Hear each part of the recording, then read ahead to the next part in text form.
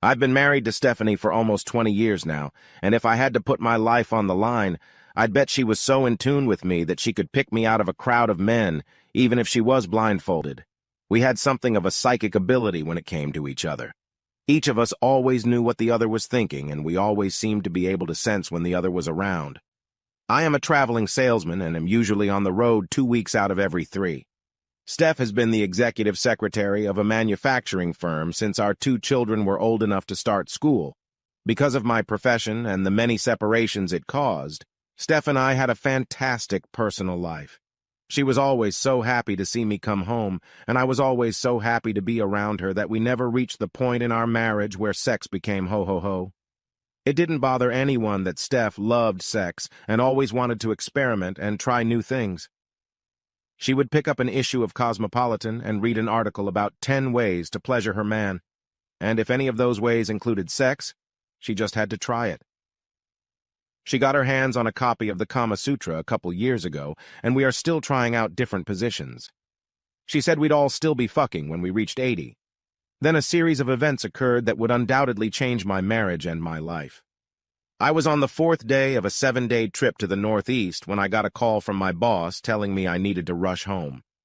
Our home office had just announced that they had acquired our largest competitor and that I needed to be present for the reallocation of sales territories. This meant I would be home for the Steph Company Christmas party that I would have otherwise missed. I almost grabbed the phone to tell her the good news, but at the last second I decided to just surprise her.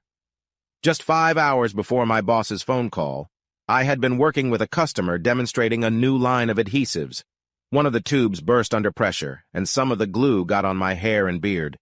No amount of solvent, paint thinner, mecha, or acetone could wash it off, so I did the only thing I could do. I shaved my beard and cut my hair short.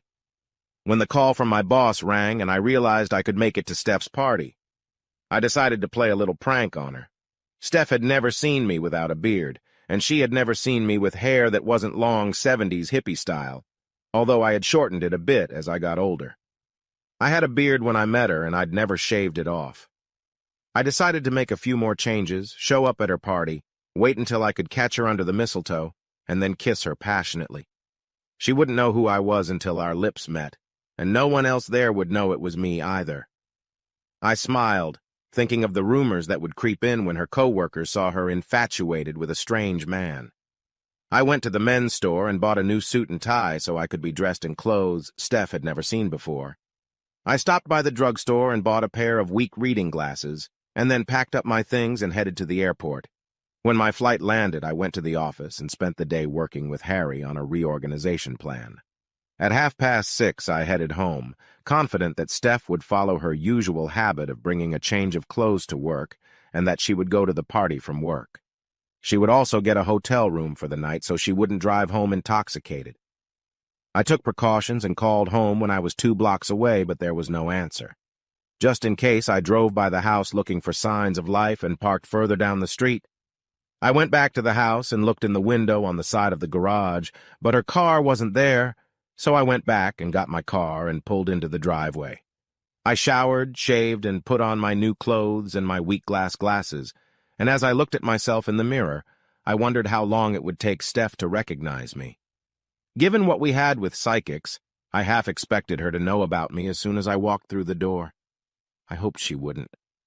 I wanted to get her under the mistletoe before she guessed. The party was being held in one of the hotel's banquet rooms, and when I arrived, the buffet-style dinner was ready. I spotted Steph at a table near the area that would be used as the dance floor later in the evening. She was sitting with 3 other girls, and although it was probably just my imagination, I thought I saw her look up for a second when I walked in. Had she really sensed my presence? At this distance? She looked around quickly, but then went back to talking to her friends. I noticed an empty table in the far corner, so I grabbed a drink from the open bar, walked over to the table, and sat down. It would be at least an hour before the dancing started, and I could have my little surprise. I was watching Steph and sipping a vodka tonic when the first challenge of the evening happened. 2 guys were heading towards my table. I looked around and saw that the empty chairs at my table were the only empty chairs in the room. I knew both men. I'd met them at previous picnics and company parties, but would they recognize me? Mind if we join you? You seem to have the only seats in the hall. I waved my hand toward the available seats, and they sat down and introduced themselves. I lowered my voice to disguise it a bit and told them my real name. Tom asked me what company I worked for, but before I could lie, I was in for my first surprise of the evening. Steph got up to go to the ladies' room, and my jaw dropped. Her blouse was cut so low that her tits were almost completely exposed. She was wearing the shortest skirt I'd ever seen, and she was wearing shoes with 12-centimeter heels. She looked like a street prostitute looking for work. Larry saw where I was looking. She's something, isn't she? Tom interjected. It looks like someone might get lucky tonight. What does that mean? I asked. Her husband is out of town on business, and sometimes when he's not around, she entertains herself. Judging by the way she's dressed tonight, this just might be one of those times. What do you mean? She's out partying. That's the thing about Steffi, you never know with her. She likes to be inventive, and she rarely does the same thing twice. Suddenly, I wasn't interested in surprising my wife. It seemed like she was the one who was going to do the surprises.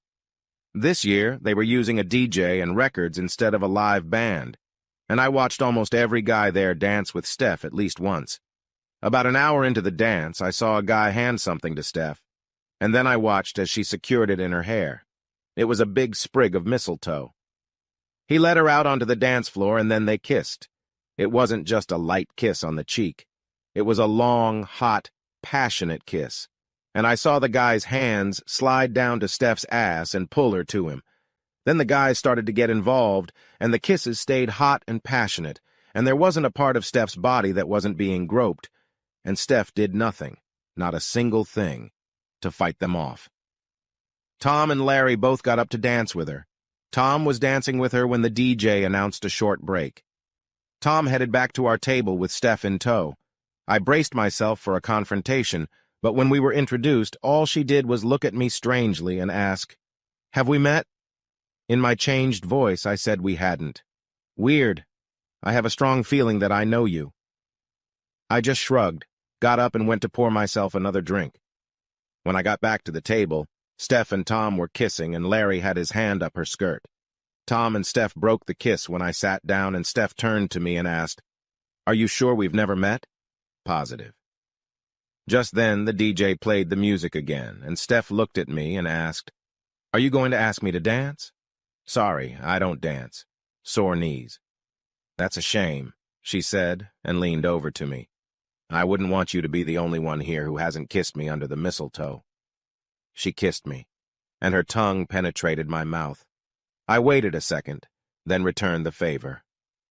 Now she'll understand, I thought. But when she pulled away, all she did was look at me strangely, and then Larry pulled her back onto the dance floor. For the next hour, I watched Steph do almost everything on the dance floor except actual intercourse. She glanced at me every now and then, and I expected a light bulb to go off over her head at any minute. As the party began to wind down, Steph left the dance floor and came over to my table. "We're going to move the party upstairs to room 921. You're invited. Knock 3 times." And she left. I was torn between going up to the room or going home and waiting for her, but curiosity eventually won out, and after a few cups of coffee in the hotel's 24-hour coffee shop, I headed to room 921. I knocked 3 times and the door was opened by Larry. "Come on in and check out the room." The door closed behind me, and all my attention was on what was happening on the bed. Steph was riding on top of a guy. There were 5 other men standing around, waiting for either their turn or seconds. Tom walked over to me. "I told you she was something special, didn't I? If I had been her husband, there was no way in the world I would have walked away and left her alone. I just stood there and watched. Things started to slow down as the guys got dressed and started to leave. Steph looked at me and noticed that I was still standing fully clothed. She frowned and then made an inviting gesture with her hand. "Come here. Come here, mystery man. I know you from somewhere, and I think I'd like to get to know you a little better." She rolled over onto her back, spread her legs and arms, and said, "Come on, honey." I just stood there looking down at her for a few seconds, and then I shook my head negatively and said in my usual voice, "No thanks, Fluff," my nickname for her. "I don't think so." I saw her recognize me, and then there was a shocked expression on her face as I turned and left the room to go home and wait.